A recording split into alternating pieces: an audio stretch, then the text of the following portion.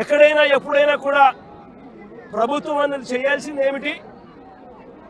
ఇటువంటి పరిస్థితిలో వచ్చినప్పుడు వీళ్ళంతా వెళ్ళి కంప్లైంట్లు కూడా ఇచ్చినారు. సాక్షాత్తు చంద్రబాబు నాయుడు కలిసినారు. చంద్రబాబు నాయుడు 3 సార్లు కలిసినారు. లోకేష్ 2 సార్లు కలిసినారు. అర్జీలు ఇచ్చినారు.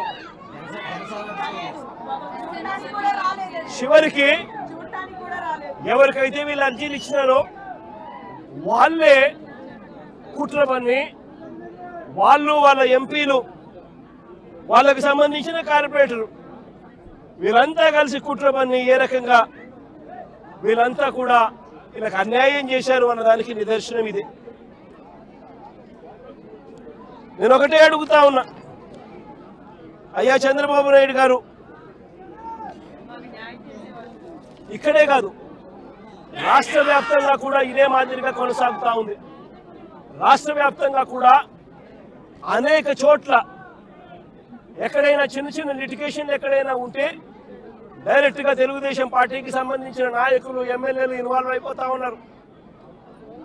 లిటిగేషన్ ఉన్న చోట వీళ్ళంతటి వీళ్ళే అడుగు పెట్టేసి ఆ ల్యాండ్ కబ్జా చేసేస్తా ఉన్నారు. కొన్ని చోట్ల వీళ్ళే లిటిగేషన్ క్రియేట్ చేస్తా ఉన్నారు. వీళ్ళే నిషేధిత జాబితాలో ప్రాపర్టీస్ ను బలవంతంగా పెట్టించేసేస్తున్నారు. వీళ్ళే లిటిగేషన్ క్రియేట్ చేసి వీళ్ళే కూడా కబ్జాలు చేసే కార్యక్రమాలు జరుగుతూ ఉన్నాయి. రాష్ట్ర వ్యాప్తంగా ఇదే రకమైన అన్యాయం కొనసాగుతూనే ఉంది. నేను ఇప్పటికైనా చంద్రబాబు నాయుడు గారికి ఒకటే చెప్తా ఉన్నా, ఈ ప్రెస్ కాన్ఫరెన్స్ ద్వారా ప్రతి ఒక్కరికి కూడా నేను ఒకటే మనవి చేస్తా ఉన్నా, దీంట్లో సిబిఐ ఎంక్వైరీ జరిగించాలి. ఇక్కడ ఏ రకంగా చంద్రబాబు నాయుడు గారు కొడుకు, ఏ రకంగా తెలుగుదేశం పార్టీకి సంబంధించిన ఎంపీ, ఏ రకంగా వీళ్ళంతా కూడా ఇన్వాల్వ్ అయ్యి ఇంక్లూడింగ్ జనసేన కార్పొరేటర్తో సహా ఏ రకంగా వీళ్ళంతా కూడా దీన్ని కబ్జా చేసే కార్యక్రమం చేస్తా ఉన్నారు అనేది ప్రజలకు తెలియాలి. ఇంతకుముందు చంద్రబాబు నాయుడు గారు ముఖ్యమంత్రి గతంలో ఉన్నప్పుడు 2016లో ఒక ఫేక్ సొసైటీ క్రియేట్ చేసి 1981 డేట్ వేసి ఏ రకంగా పేదల ఆస్తుల మీద పేద ప్రజల ఆస్తుల మీద ఏ రకంగా కన్నేశారు అన్నది కూడా ఇవన్నీ బయటికి రావాలి.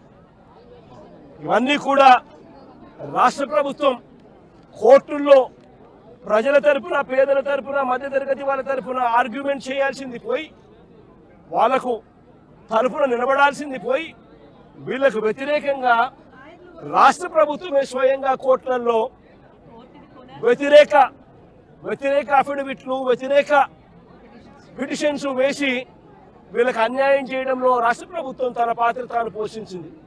వీటి అన్నిటి మీద కూడా ఎంక్వైరీ జరగాలి. జరిగి దోషులను, అది చంద్రబాబు నాయుడు కావచ్చు, లోకేష్ కావచ్చు, తెలుగుదేశం పార్టీ విజయవాడ ఎంపీ కావచ్చు, ఇక్కడ తెలుగుదేశం పార్టీ ఇక్కడ జనసేన కార్పొరేటర్ కావచ్చు, వీళ్ళందరి పాత్ర మీద కూడా ఎంక్వైరీ జరగాలి. జరిగి నిజాలన్నీ కూడా బయటికి తీసుకొని రావాలి. వీళ్ళందరూ కూడా ఎవరైతే నష్టపోయినారో 25 ఏళ్ల నుంచి ఇక్కడే ఉంటున్నారు, ఒక్కొక్కరికి లోన్లు ఉన్నాయి, 20 లక్షలు 25 లక్షల రూపాయలు బ్యాంకుల్లో రుణాలున్నాయి. వీళ్ళని తీసుకొని పోయి ఇప్పుడు నడు రోడ్డు మీద పెట్టారు. వీళ్ళు బతికేది ఎలా?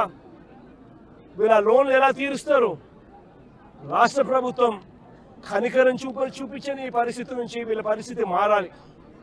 వీళ్ళందరికీ కూడా ఇమ్మీడియట్లీ ఇక్కడే గవర్నమెంట్ రావాలి. వీళ్ళకి సంబంధించిన లోన్లన్నీ కూడా గవర్నమెంట్ తన రెస్పాన్సిబిలిటీ కింద గవర్నమెంటే కట్టేట్టుగా తీసుకోవాలి. నష్టపోయిన వీళ్ళందరికీ కూడా ఇక్కడే స్థలాలు ఇస్తారా, లేకపోతే ఇలాంటి స్థలమే ఇంకో చోట ఇచ్చి ఇంకో ఇల్లు కట్టించి వీళ్ళకి న్యాయం చేస్తారా అన్నది గవర్నమెంట్ డిసైడ్ చేసుకోవాలి.